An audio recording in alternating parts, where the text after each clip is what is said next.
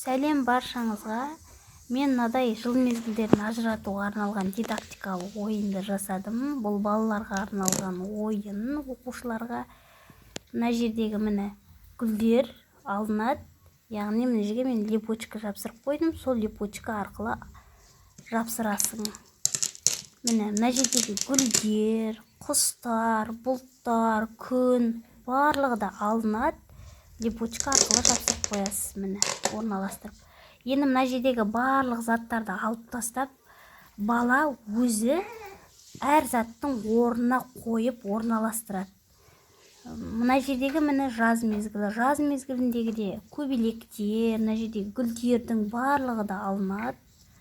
Осы дидактикалық ойынды сіздер өздеріңіздің сабақтарыңызға көрнекілік ретінде қолдануға өте таптырмас мүмкіндік.